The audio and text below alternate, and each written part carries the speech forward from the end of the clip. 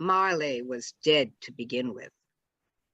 This fact must be distinctly understood, or nothing wonderful can come of the tale I'm about to relate. And nothing wonderful can come about this holiday event panel from ConTinual without knowing Marley was as dead as a doornail, because this is the ConTinual panel on A Christmas Carol. My name is Jean Marie Ward, and I will be your host today with four wonderful writers and friends: Jeanne Adams, Darin Kennedy, Jim Nettles, and Nancy Northcott, who are all here to discuss why Alistair Sim is the only Christmas Carol. But I won't say that right up front. I'll let them tell me that I'm wrong. And we'll do that by letting them introduce themselves and then get into the party. Okay, starting with you, Jeanne. Hi, I'm Jeanne Adams, and I write romantic suspense, paranormal romantic suspense, urban fantasy, and space adventure with my colleague Nancy Northcott, and I love A Christmas Carol. And Darin?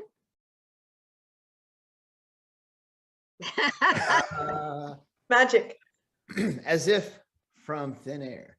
I'm Darin Kennedy. I write contemporary thriller, paranormal stuff, and contemporary fantasy. And I wrote Christmas Carol so much that I rewrote it, and we're going to be talking about that. Yes, we are. Okay. Nancy? I'm Nancy Northcott. I write historical fantasy for Falstaff Books. I independently publish several subgenres of romance. And as Jeanne said, she and I write science fiction mystery adventure together. And finally, Jim? And I'm Jim Nettles, and I write science fiction, urban fantasy, bit of horror, bit of contemporary, bit of gothic, bit of this, that, and the other, as well as a fair amount of nonfiction in a lot of different spaces, but none of those are going to be underneath the Christmas tree. And I thought we were here to talk about the Grinch.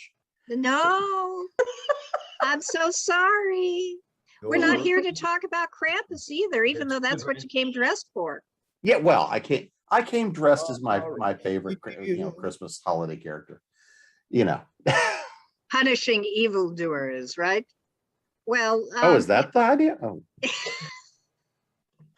I thought it was just to find the kids to cook and eat. Well, yeah, they're kids. They're evildoers by definition. I remember what I was like. Was? I'm much tougher now. I wouldn't be a very good meal for Krampus. Too stringy. Yeah, well, speaking of things that, retribution, punishment, eating, because that does figure in it. Let's talk a bit about A Christmas Carol. What was your first encounter with the Dickens tale? Jim? Oh, that's a good question. So I remember, it's hard to remember which one was the first one. I remember a couple of different animated versions. There was one that I remember that, it was a little bit softened up for kids, but, it was the animated version. But I also remember watching a lot of the black and white ones, because I remember listening to Vincent Price as he narrated one of the particular versions as well. And how can you forget Vincent Price? And that was probably the reason I was watching it, was because, well, him. Did he ever play Ebenezer Scrooge? I mean, most actors do essay the role at some point or another, but I don't seem to recall, here he is, this icon of horror movies, and he didn't do Ebenezer. I don't think he ever did Ebenezer. I know he did the voiceover for the film, and I know he did a number of others, but I don't think he ever actually played on screen in any of them, which was probably extraordinarily disappointing to me at a way too young of an age to be watching that version. But hey, that made me who I am today, which makes disappointments. Yeah, I can tell. Jeanne, how about you? What was your first encounter? Well, my parents felt like neither Shakespeare nor Dickens were too scary for their children. So my first adventure with The Christmas Carol was reading it as a group read with my family. And then I think I've seen most versions of it, starting with the glorious black and white and the slippers flying over the head. And And my favorite is probably The Muppet Christmas Carol and George C. Scott. We'll talk about them in a minute, but yeah, so with you guys, it was reading it. Okay. Yeah. Mm-hmm. Darin, yes, you really do love Carol and Christmas, and we'll get to that, but what was your first encounter with the story? When I go back and think about it, I think the George C. Scott television movie is the first one that I remember. And when someone says Ebenezer Scrooge and I close my eyes and picture him, I see George C. Scott with the mutton chops. And when I think of the Spirit of Christmas Present, I see that man with the really thick red beard from the George C. Scott version. And so that one's the one that has the biggest imprint on me. I also love Bill Murray's Scrooged.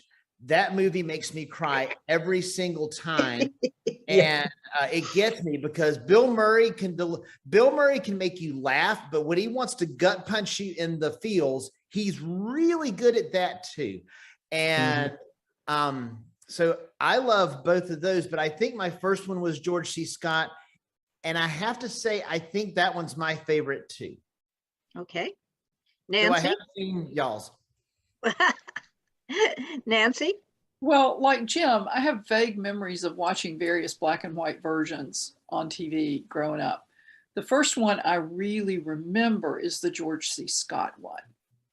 It's not my favorite, which is actually one of the black and white ones, which I discovered later, but I know we're going to come back to that. So I'll go with George C. Scott for right now. Okay. In all of the Christmas carols, they all take liberties with the books. For example, George C. Scott, who played Patton as well, is a big, he's a man who is large on the screen, and projects a sense of breadth. And yet, when you read the story itself, you get the feeling, the impression of this grasping, conniving, miserable sinner who has shrunken into himself, as opposed, during the process of turning into the miser that we see at the opening of the book. But everybody takes different liberties, including, in the Alastair Sim version, we've got a ballet dancer in a cloak playing Death. And let me tell you, for those of you who've not seen it, it's the scariest damn thing you ever saw. But that's not the way Death is portrayed. Likewise, in the book, the Spirit of Christmas Past is a small child. And Spirit of Christmas Present is a man in his prime. The spirit of... You're talking about the Spirit of Christmas Yet to Come? Yeah. Not sure that's definitely the Grim Reaper. I would say Spirit of Christmas Yet to Come. Friend of death, but maybe not death itself. Well, and the scariest damn one is in Scrooged. Yeah. That's the scariest one I've ever seen. Well, what I was going to get at was everybody's taking liberties. So nothing is absolutely true to the book. Which ones took the liberties that drive you insane? And so, I'm going to start with you, Darin. Go right ahead. I actually, because I was working on my book, watched a Hallmark Christmas Carol, which was called It's Christmas, Carol, because it was at least in a similar vein to what I was working on. And in this one, if I recall, they really cheapened it because I'm pretty sure it was Carrie Fisher. And I love me some Carrie Fisher, but they had her play all three spirits. And I was like, that's just wrong because they should be three distinct entities. And that's one of the things that makes the story so cool. And having her just show up and go, hey, Carol, here's your past where you screwed up, and here's your present where you're screwing up, and here's your future, which has no, teeth because it's Hallmark. So that's the one that I probably liked the least. but specifically because I need three spirits. So there's mine. And to save on the actors. But Yeah, basically, yeah. it's a money, it's an economic decision, and that's really. Really? Y'all make 400,000 Christmas movies every 365 days. Get two more actors. I know there's only 4 in all of them, but find a couple somewhere. There's more than that many people in Canada, I think. And that's all. I didn't like the animated version they did in 2009 with Jim Carrey. I just think the liberties they did take made it so, it kind of made it really bland. It didn't have any impact. You know, the impact with Marley and the rattling chains. I mean, even the Muppets did it better. And of course, there's song and dance in the Muppets, so I love that one too. Yeah, But yeah. I think that Jim Carrey version just really stank. Yeah, if an animated version or a Muppet version can get it right, because my first exposure was the Mr. Magoo Christmas Carol, and I remember all the pieces being there, and they were all kind of scary for an animated version. So, yeah, Jim, what about you? Which one drives you insane, and why? Well, probably the one that for me was most disappointing was the one with Patrick Stewart, because I love me some Patrick Stewart. And I thought it was interesting because they actually start with the funeral and lowering him into the ground and all that kind of good stuff. But it really was more of just a dour outing than it was truly that Christmas horror, that idea of, because I mean, so much of the Dickens comes from that fear of death and the fear of winter and that change that comes in culture, which is part of the reason we love the ghost stories around that time of year. And this was more of a foul spirit, why are you bothering me again? Engaged, number one, where are you? And it is, as much as I like Patrick Stewart, it just felt dour. It just felt and did not have kind of that gravity, because Patrick Stewart was a little too refined in his Scrooge to not have that edge of miserliness. He didn't have that cutting edge that the spirits could actually play off of, because you had to have that hammering against the edge to finally dull Scrooge, and it just didn't really have it for me. I would say that that's similar.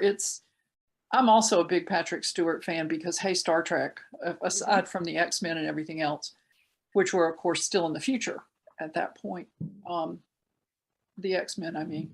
Yeah. But I just remember not being engaged by the Patrick Stewart one.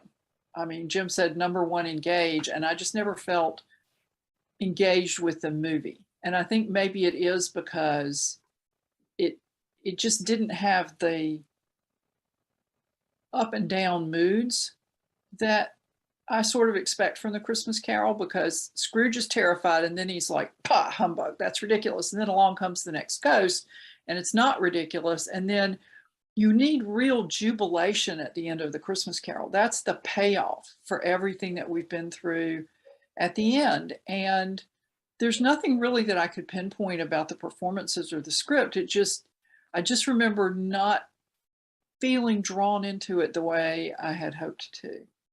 It was all kind of one note. You know, you never really saw him as this. He never came quite across as the miserly, nasty man.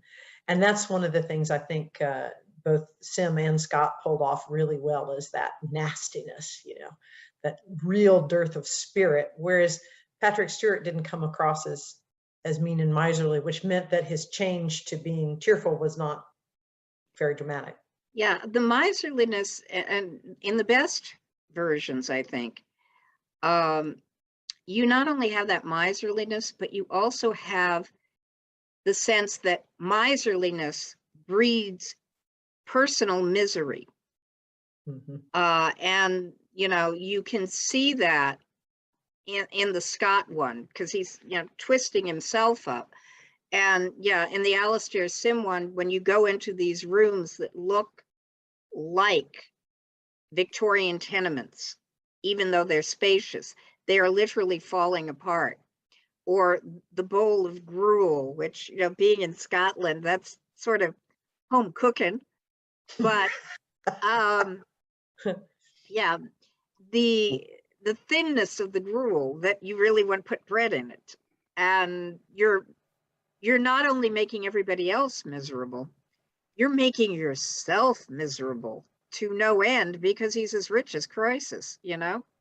You Well, and want to the see, meanness of spirit Yeah. comes across, and the self-loathing and the meanness of spirit really comes across in both the Sim and I think the George C. Scott one, and Scrooged too. Mhm. That meanness of spirit of, I'm going to be miserable. I am miserable. I'm going to take it out on absolutely everybody else, and they too shall pay for their willingness to be happy. It's very well done in those. How You- dare you be happy? Right. You want to Right. see a Scrooge that when Marley shows up, Scrooge is like, go away, but leave the change so I can sell them. You know, you I think you also need a Marley that is going to scare the shit out of you. Oops. Yeah. I may have to bleep myself, but yeah, you know, because you need to give this, if you need a really miserly, really twisted, miserable, grasping, conniving wretch, you need a lot of real shocks to that person's system. Yeah. You know, and I think did a really great Marley, but you know, who is everybody's favorite Marleys? Or do you have one? I suspect Nancy and I have the same one, but go Well, ahead, y'all fight it out. I mean, Michael Holdern as Jacob Marley in the Alistair Sim version, when he lets fly with that. yeah. Well, and also in that version, even though, as you say, the rooms are spacious, they're stark. They're not talking about not being happy, not taking any joy in things because you're so miserly and you're pulled in. I mean, Scrooge obviously could afford carpets, nice curtains, art on the wall, A suit, a more suit. than one. No, he doesn't have any of that. And it's not that curtains and pictures and suits bring happiness, but they show that you're a little invested in pleasant surroundings for yourself. And Scrooge he's just not down with that. Well, in that scene, and I'm pretty sure it's in the Sim version, I can't remember if it's the Sim version or the Scott version, where Marley appears and he unties the thing and his jaw drops. That's my favorite It's like, thing. oh, scary. Every time the jaw drops on Marley, that's my favorite thing, because I'm just like, oh my gosh, that's scary. It is cool. And they did it. realistic too, isn't it? Oh yeah, they did it. They did it really well too in the Muppet version, because there's the chains and there's Marley, and for a Muppet movie, Marley is very scary. And Yeah. I didn't think they pulled it off quite as well in Scrooged, but that business. And is it in the Sim one, Nancy, or is it in the? No, He doesn't Scream? drop his, he just lets That- fly that scream, and that's enough. So it already must be crawled the over the Scott back of version your where he head. unties the thing and the jaw Yeah. drops. That freaked me out the first time I saw it. I think the Scrooged one is the one where he almost looks like he's cigarette ash, because he was Bill Murray's boss, and he's just he's got the sunglasses. He's like disintegrating, and so the Scrooged version went in a different way with it. Yeah, that was more Weekend at Bernie's than it was Marley, really. Right. Well, and so the fun one, and I've only seen it once, was the Basil Rathbone version that they've rediscovered. I've never seen. And it was rediscovered like in the last few years. They aired it a couple of years ago, but there's a Basil Rathbone version that has a bit of that. It has that harsh edge, but it also has a bit of that home standoffishness in it as well, where it's like, spirit be gone, do not bother me. You're going to have to try harder than that. And it has that edge to it where you can almost picture that idea of what sort of demonic creature do you have to throw at him to get his attention?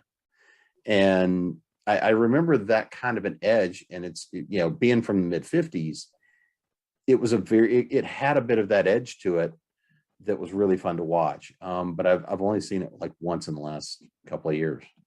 Cool. I'm gonna have to go look that one up. Yeah, is it on YouTube or do you know?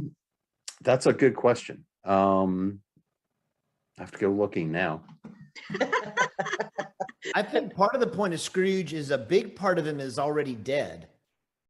He's dead inside and slowly dying outside. But the reason he doesn't want warmth and doesn't want stuff is because he's already dead inside. And it's not so much as, I mean, he does go from being a miser to being cheerful, but he sort of goes from being already dead and then just going to become dead in reality, as in addition to figuratively, to being alive again and like participating in life. And so it's I'm alive. Holy crap, I'm alive. Yeah. Well, Nancy, you said this, you know, about the curtains and things like that, and the juxtaposition, and they do this a little bit in this sim, but it's so visual in the colored version with Scott, the juxtaposition of Fred's house and the warmth of the welcome and the punch and the curtains and the paintings on the walls and the wallpaper, and Scrooge's miserly little place is so dramatic. And then the whole scene where the housekeeper that he never pays much is selling the bed curtains. And they're like, oh, Lord, you took even the bed curtains with him lying there dead. She's like, well, what else should I do, you know? She took the shirt off the corpse. I mean, calico's just as becoming to a corpse. Yeah, they would have buried him in it. But that scene is so impactful when Scrooge is watching it, because you see that recognition in his eyes. And that's one of the things I think they did really, really well, is when he begins to get it in the George C. Scott, when you really see it. It's a difference between home and having a house. And I think that's the big thing, is that he's walking by and seeing that idea of home. That's one of those things I remember from one of the animated versions where, you know, part of Scrooge was it was a lost love that made him so bitter, which I thought was an interesting sort of twist on how they did that, from what I remember, because it's been a number of years since I saw that one either. But looking and having and seeing a little bit of that motivation as to what pushes Scrooge over that edge, I think was an interesting thing to see more of in some of the versions too. That to me is one of the things to always see is, where were you? Where did you go wrong? Because I think that's one of the big lessons of the story. Well, there's such a contrast between the way Scrooge runs his office and the way Mr. Fezziwig ran his shop.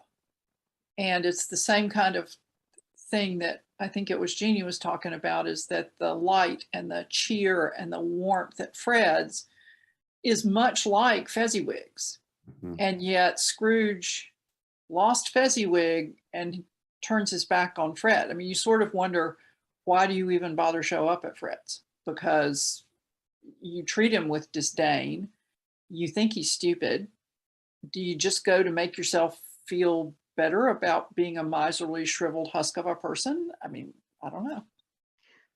Well, and one of the things I think the book dwells more on is they dwell more on that past relationship and why it failed and that it failed. And they dwell on the fact that his sister has passed away and that Fred is his only remaining relative. And that goes a little more, and it's harsh in the book. Yeah. And it's that he loved his sister. Did you say that? Did I miss it? Yeah, he loved his sister, and he loved the woman he was going to marry. But whenever he lost her, that was just gone. And so like the only person he really cared about was his sister, and then she died, and Fred is literally, that's it. And if you lose him, and it's like, it's almost like I can't even bear the thought of losing him, because he's literally, I'd rather drive him away than allow myself to be invested one more time and then lose again. Meanwhile, Fred keeps trying because Scrooge is his only connection to his mother. and his father at this point is dead. You know, the themes of Christmas Carol are incredibly powerful, incredibly attractive, because don't we all want to think that somebody who's really wretched, especially somebody with a lot of money, can be redeemed and share that wealth in a useful way. Do you, use use these themes in your work, or have you actually taken the plot and played with it? Now I'm going to start with you, Darin, because you've done an entire book doing a gender swap. So what drew you to reimagine the journey of Scrooge? It wasn't just seeing that Hallmark movie. That Hallmark movie just made you go. I watched the Hallmark movie years after I had already finished this book. No, I woke up, this is no lie. I woke up at about 3 o'clock in the morning in 2013 and said, I'm going to write a young adult Christmas Carol. It popped into my head in a dream, and I grabbed my computer and I've still got the thing that I wrote myself, but I wrote about 4 lines that was like, Carol and her name is Carol, but Carol does this, and then this happens, and this happens, and this happens. And then I shut the computer down and went back to sleep because I didn't want to lose it. And then I went to work the next day. And at the time, I'm a physician. I went to work, and my nurse at the time was Linda. And I went to work and said, Linda, I got an idea for a book. I'm going to write this thing. And I told her about it, and she got really excited about it. So one of my greatest memories was last year. Linda has not worked at our clinic for a while. Linda came in, and I knew she was coming, and I brought her a signed copy of Carol, because she was the first person I had ever told that I was going to write that book. But it actually popped into my head, I wouldn't say complete, but the basic elements in a dream about 8 years ago. Oh, cool. Nancy and Jeannie, I know you've both written Christmas stories, Christmas at Caneham Castle, Christmas at Outcast Station. Did A Christmas Carol or any of the versions of it inform any of the plot or the characterizations in those stories? Not for me. I also have some paranormal romance Christmas stories, and it's not really a theme in those either. Okay. No, it hasn't for me either, because a lot of times honestly, in my brain, Christmas Carol kind of slots into horror as much as it does, fairy tale or because there's a lot of elements there that are really pretty grim. Mm-hmm. And so that doesn't tend to be my forte, going that grim. Like Nancy said, I've done several other Christmas stories, but I've never incorporated my love of Scrooge in it. So the redemption aspect, with or without the horror elements, it has not really. No. Okay. Yeah. Because that's the thing that always hits me is, the ultimate redemptive arc in fiction, as far as I'm concerned. There's no redemptive arc that comes close. And it takes literally a bunch of Dei ex machina, because no way that's happening on the ground. So, Jim, we've teased you about Krampus, but you've addressed Krampus in one of your works. And have you addressed the themes of A Christmas Carol or the characterizations in any way in your work? Well, and I've played with different little mini variations, but talking about the Krampus book, it's written really kind of to be a YA Christmas horror. I wrote it because I wanted to do a good old-fashioned Christmas horror. That's not what it came out to be, but that's where I started. Was I have a fascination with a lot of the older Victorian, Edwardian era Christmas horrors and what was going on with society around them. So I set this in modern day, playing with that idea of all the new fun toys and all the mythology, but there's definitively echoes of past, present, and future in the story. And there is definitively a redemption arc going on here, as well as, if you look for it, there is a very particular Marley type character being developed going through the story. And so those elements all work their way in there, because I think if you're doing that Christmas horror, that's kind of the key of everything you'd have seen written during that period is what are the elements that make us consider who we are, where we came from, and where we headed towards. And so I love playing with those elements because it's all about who we are and why do we believe what we believe. And that's a lot of the stuff I was playing in within the elements in here. Great. Okay. Well, now, now it comes to the really important part of the Fight Club here.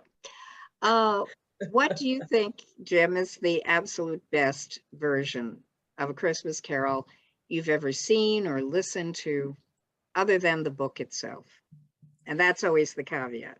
Well, and that's the caveat. So again, I am a big fan of Scrooge because while it pokes fun at itself, I think it nails a lot of the elements so well. But I am a bigger fan of the George C. Scott version. I'll be the heretic here. Well, actually, there are two of you here.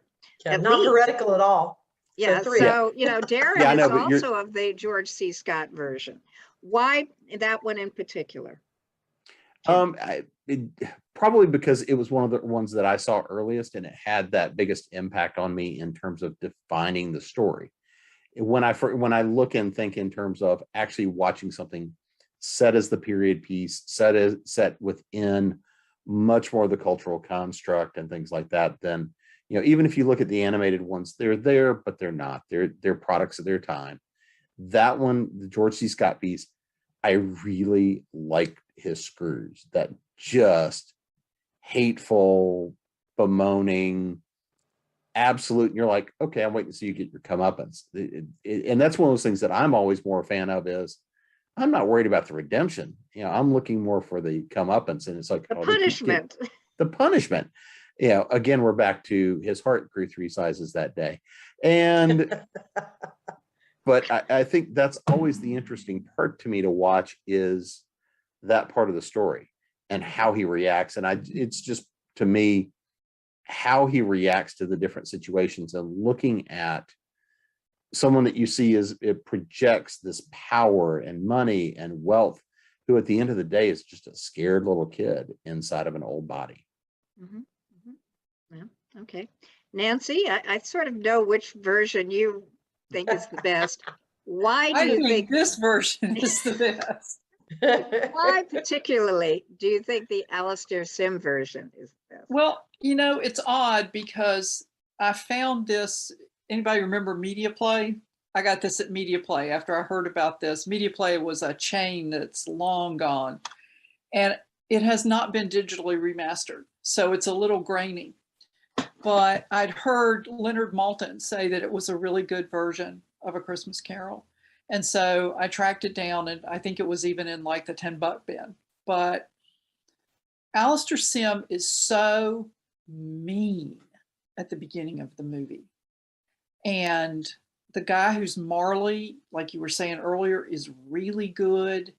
And I thought Scrooge has to pull off a balance between being so mean that you're watching for his comeuppance, like Jim said.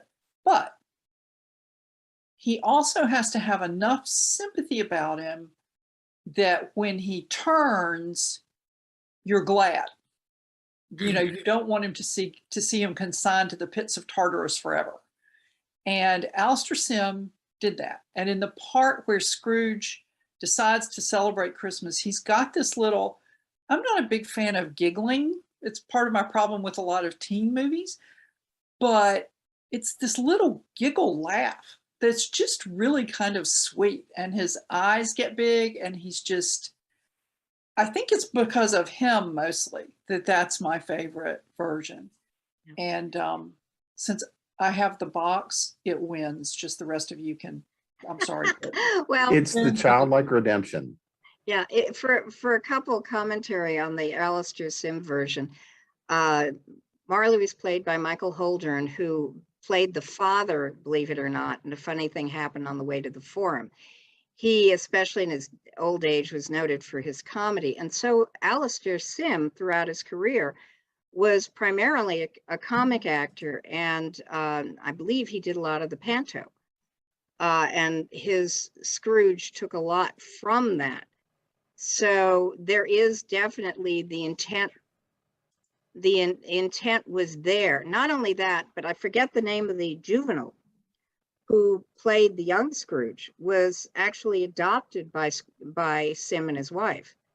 Not formally, but they were his mentors and his thing. So there was a lot of that sensibility, the comedy balance, you know, the tragedy, the horror with the comedy that was in that. And I'm going to do this just before I'm going to bring Darin in on it. When approached to play Scrooge, y'all know what George C. Scott said, don't you? Why do they need to make Scrooge again? They've got the Alastair Sim version. Well, that just should settle it. I was just looking at the box and I can't tell. It's got a bunch of the actors' names on the back, but I couldn't see who played which roles. So I was looking for the young actor's name and I couldn't find it. Yeah, Sorry. well, I can tell you who played the young Marley, however. Patrick Macnee. Oh, When he was actually skinny as a rail. And you know, it's like, oh my God, that's John Steed. When did he get large? Anyway, Darin, okay, you've already said that the George C. Scott version is the one for you. How many favorites do I get? Well, you can have as many as you want, but you got to tell us why they're your favorites. Okay, so I'll save the one I wrote for last. I spent a year of my life on it, so it's going to have to be in the top 4. I would say straight adaptation, I'm going George C. Scott, and I think we've said enough about that. He plays a really mean Scrooge. Marley's great. Christmas Present is awesome. I love Fred. I love the family. I love everything about it. Straight up favorite sort of adaptation that goes in a weird way is Scrooged. It makes me cry every time. The little boy doesn't talk for the entire film because he was traumatized. And then he comes up and says something to Bill Murray, and I get weepy every time. So that one just touches me in a very emotional way every Christmas. My favorite weirdo version is the Doctor Who Christmas Carol. And if you've never, have y'all seen that? No. Oh my gosh. It's Matt Smith at his absolute best. They're, him, Amy, and Rory are trying to land on this planet, and there's a storm, and there's this grumpy old man who runs sort of the force field around the planet. And if he doesn't turn the thing off, then Amy and Rory are going to die. And the doctor comes down and is like, can you turn the thing off? And he's like, no. He goes, well, why not? He goes, I don't want to. And this guy is Scrooge. So Matt Smith has a time machine. He's the doctor. So what does he do? Past, present, future. And it is one of the most brilliant hours of television I have ever seen. And if you don't cry, you have no soul. And then last but not least, I think Carol, when I wrote that, and they have the whole, whatever you think you're doing is bad enough to your character, make it worse. When you want to make a 17-year-old girl be as mean and nasty as Ebenezer Scrooge for her to be the Scrooge of your story, let me tell you, you got to punch her hard pretty much at every turn for the first 17 years of her life. And I did. So Scrooge, Carol by, I knew it was going to do that. That's why I keep turning the background off. Carol by Darin Kennedy. Check it out. available at all fine books. Available anywhere you buy books. And if we get a chance, I'll tell you a couple of my favorite little tweaks, if you will. But everybody else needs to answer first. Okay. So, Jeannie, what's your favorite version version gosh, that's and why? So hard. I had completely forgotten about the Doctor Who one. isn't that beautiful? That one's cool. That was really cool. With the sharks. Everything about that is sort of vague. I just remembered the past, present, and future thing and went, oh wait, that is Scrooge. My favorite overall still has to be, I will say, the George C. Scott one, but the Alistair Sim one has so many wonderful things that I will never pass it by if I get a chance to see it. And there is absolutely no one who has captured the joy of it still being Christmas Day than Alistair Sim, when he falls back on the bed and the slippers fly up. And that's just, he just embodies it in a way that nobody else quite captured. Like Darin said, and Jim, I think you said a little bit too, the sheer color and richness of the George C. Scott one, the way the clothes are and the robes are, and they portray Scrooge as well off, and he dresses well. So that almost makes it worse, because he looks prosperous and yet he has no soul. And then he's so mean to Fred, and he's just such a miserly asshole that, you know, that redemption arc, like we've all talked about, is really profound. And there is nothing as scary to me as the ghost of the future Christmas yet to come in Scrooged. But I will say, overall, one of my absolute favorites is the Muppet Christmas Carol, because there is song and dance. Marley and Scrooge, Scrooge and Marley. When you see him in Scrooge going and trying to, you know, let's just staple the antlers to the mouse's head. The mouse it's head. one of my favorite scenes. Griff is like horrified. No, I didn't. Okay, right? And because you know him, you're like, no, he wasn't. I always love the scene where he's deciding what everybody's getting for their Christmas present. And I think it's either toaster or towel. He's like, John Smith, towel. He's like, Jane Smith, toaster. Nope, towel. I just think that's Bill Murray at his best. Okay. Some of the ad libs in that, and I will have to say that the scene where, you know, it's impactful where, in all of the versions, where he sees his own name on the tombstone. But in Scrooged, Lord, that's just like back up from the TV screen when he's in the crematorium, and it's his casket. It's like, ooh, that's impactful. Yeah, I would not want to see my casket go into the oven. No. No. Yes. Anyway, well, okay, we're coming up.